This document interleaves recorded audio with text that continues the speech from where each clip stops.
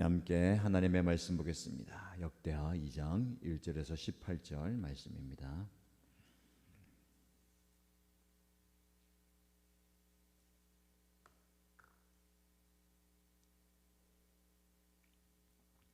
오늘 저와 여러분에게 주시는 하나님의 말씀은 역대하 2장 1절에서 18절입니다. 같이 읽겠습니다. 솔로몬은 주님의 이름을 받들어 모실 성전과 자기의 궁전을 짓기로 작정하였다. 그래서 솔로몬은 짐꾼 7만 명, 산에서 돌을 떼낼 사람 8만 명, 그들을 감독할 사람 3,600명을 뽑았다. 솔로몬은 또 두로의 히람 왕에게 사람을 보내서 다음과 같이 부탁을 하였다. 내 선친 다윗이 친히 거처할 궁을 지을 때에 임금님께서 백향목을 보내주신 것처럼 내게도 그렇게 해 주시기를 바랍니다. 이제 나는 주 나의 하나님의 이름을 모실 성전을 지어 바치고 그분 앞에서 향기로운 향을 사르며 늘 빵을 차려 놓으며 안식일과 초월과 주 우리의 하나님께서 정하여 주신 절기마다 아침 저녁으로 번제물을 바치려고 합니다. 이것은 이스라엘이 언제까지나 지켜야 할 일입니다. 우리 하나님은 모든 신들보다 크신 분이시므로 내가 지을 성전도 커야 합니다. 하늘도 하늘 위에 하늘마저도 그분을 모시기에 좁을 터인데 누가 하나님을 모실 성전을 지을 수 있겠습니까?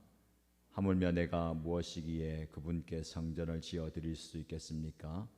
다만 그분 앞에 향이나 피워 올려드리는 뜻밖에 없습니다. 이제 임금님께서는 금, 은과 놋쇠와 쇠를 다룰 줄 알며 자주색이나 홍색이나 청색천을 짤 줄 알며 조각도 할 줄 아는 기능공을 한 사람 보내주시기 바랍니다.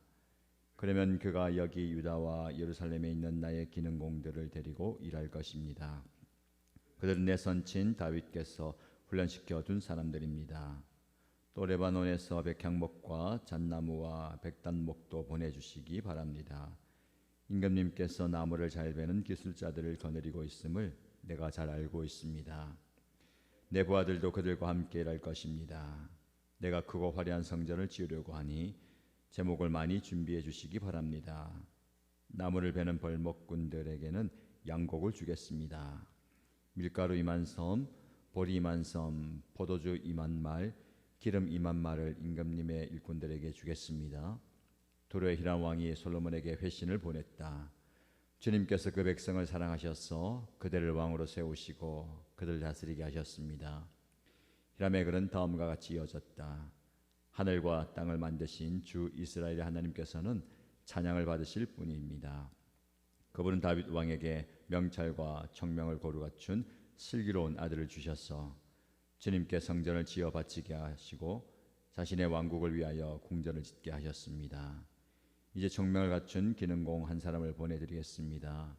이런 일의 전문가인 후람이라는 사람입니다. 이 사람은 단에 사는 여자 가운데 한 여자가 낳은 아들입니다. 그의 아버지는 두로 사람입니다. 이 사람은 금, 은과 놋쇠와 쇠와 보석과 나무를 다룰 줄 알며 자주색과 청색 모시와 홍색 천을 짤 줄 알며 모든 조각을 잘 합니다. 어떤 것을 부탁받더라도 모든 모양을 다 만들어낼 수 있는 사람이니 왕의 기능공들과 내 상전이며 임금님의 선왕이신 다윗의 기능공들과 함께 일을 하게 하십시오.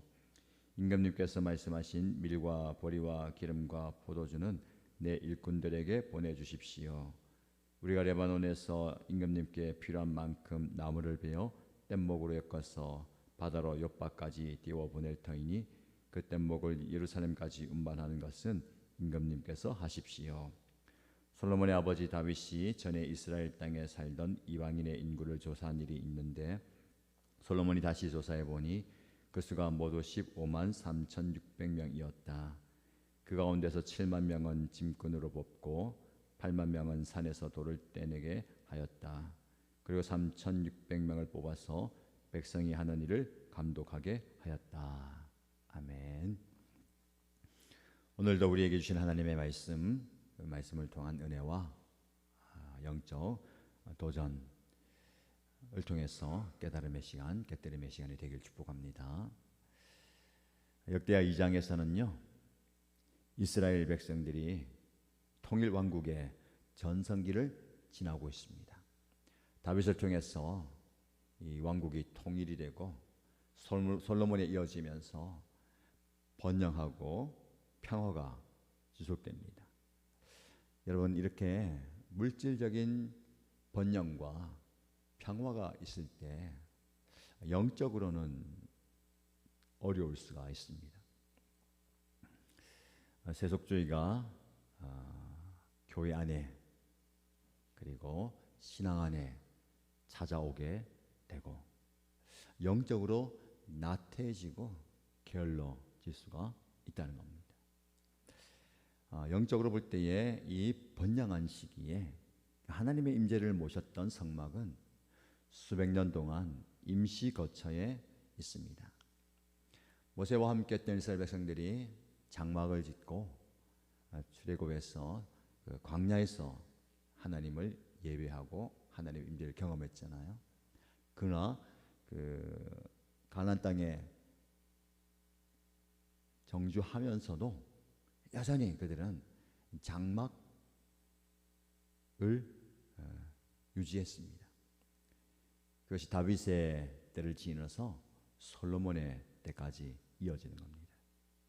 이제 솔로몬은 하나님께 영구적인 거처, 즉 성전을 지어야 하는 중요한 임무를 맡게 되는 겁니다. 여기서 중요한 불균형, 갈등이 생기게 되는데요. 솔로몬은 그 중요한 영적 사명 앞에 스스로 자문합니다. 유한한 인간인 내가 어떻게 무한하신 하나님을 위한 집을 지을 수 있겠는가? 작고 연약한 내가 어떻게 광대하신 하나님의 거처를 준비할 수가 있겠는가? 라는 질문입니다.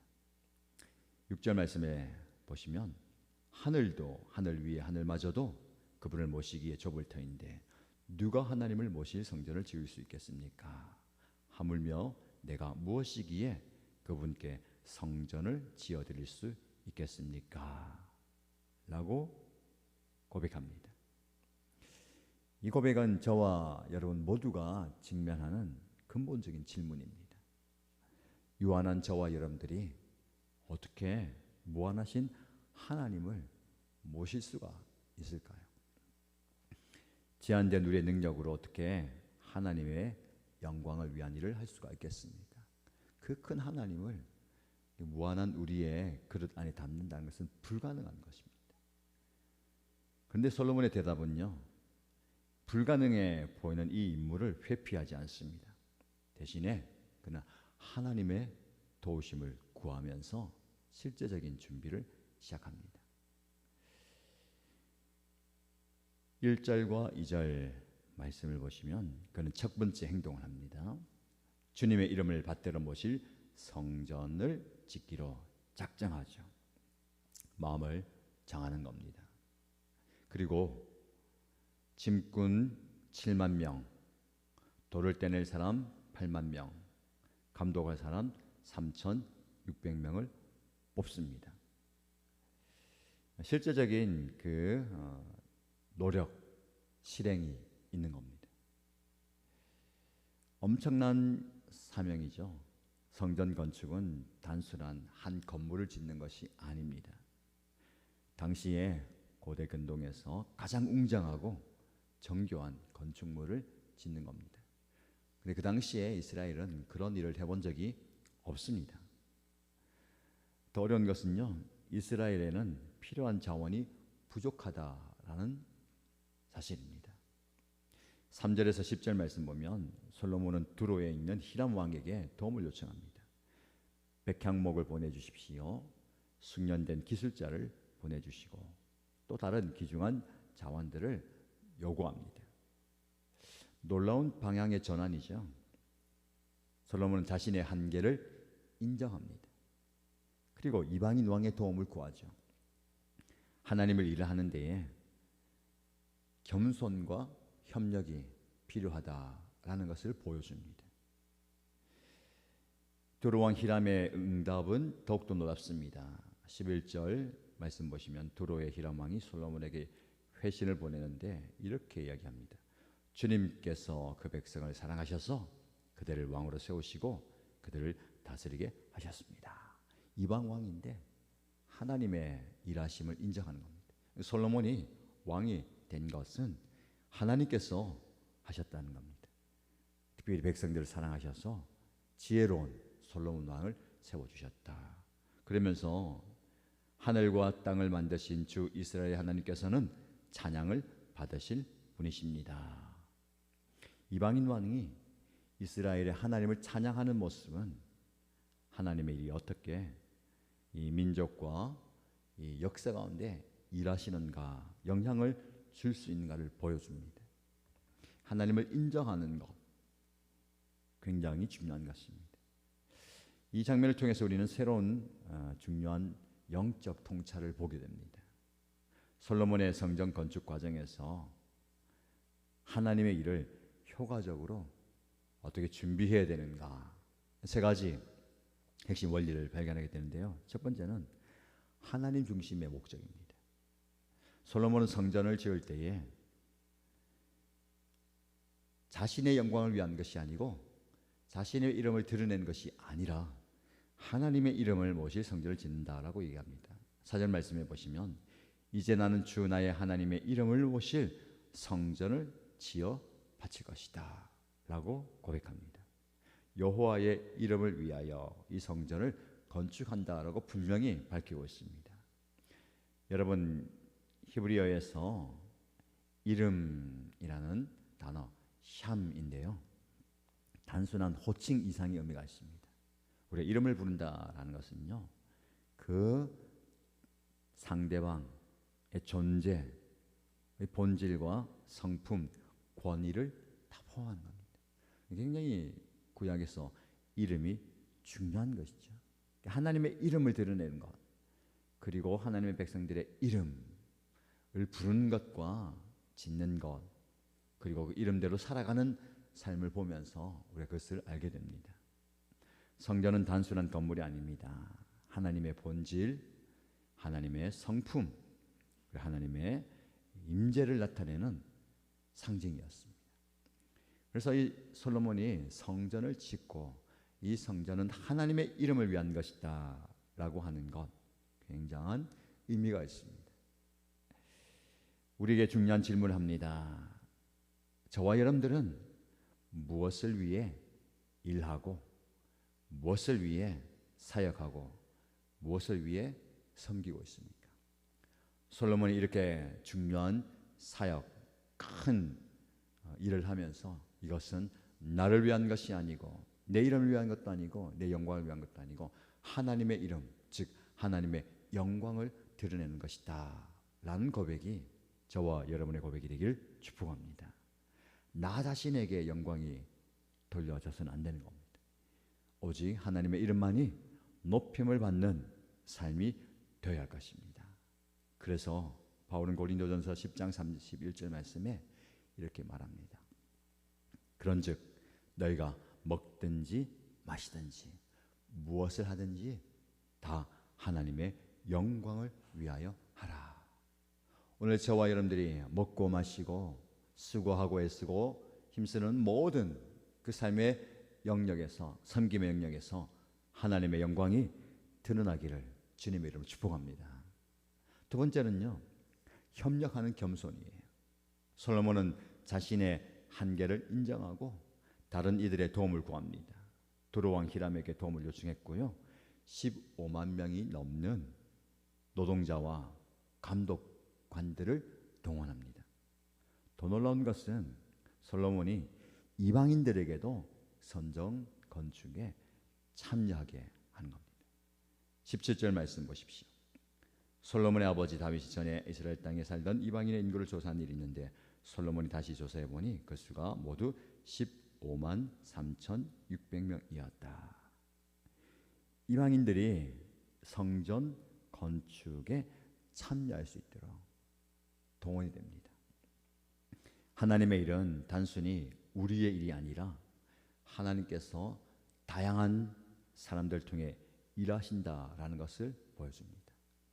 나만의 일이 아니고 우리만의 일이 아니라 하나님이 부르시는 많은 사람들, 다양한 사람들, 모든 사람들이 함께 일을 하는 겁니다. 오늘날 저와 여러분이 섬기는 우리 교회에서도 이런 협력이 필요합니다. 협력하려면요, 겸손이 필요합니다.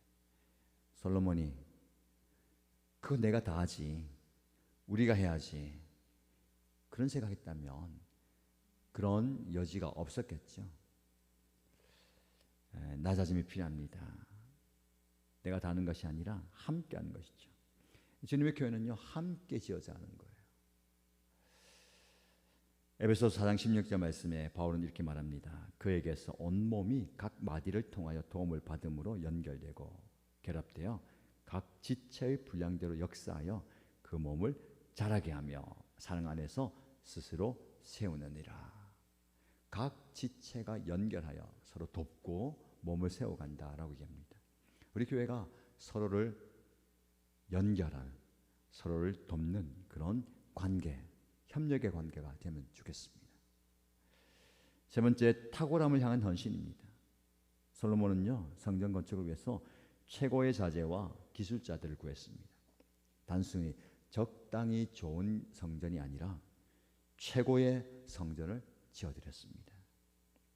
7절에 보면 금과 은과 녹과 철과 자색, 홍색, 정색 모든 실을 다룰 줄 아는 사람들, 모든 조각을 잘하는 사람들 요청했습니다. 최고의 기술자, 최고의 자재, 최고의 디자인을 원했던 거죠.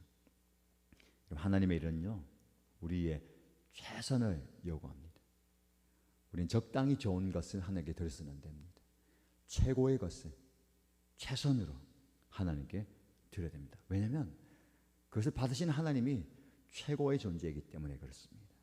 골로새서 3장 23절 24절 말씀에 무슨 일을 하든지 마음을 다하여 주께 하듯 하고 사람에게 하듯 하지 말아라. 이는 유업의 상을 주께 받을 줄 알미니 너희는 주 그리스도를 섬기느니라.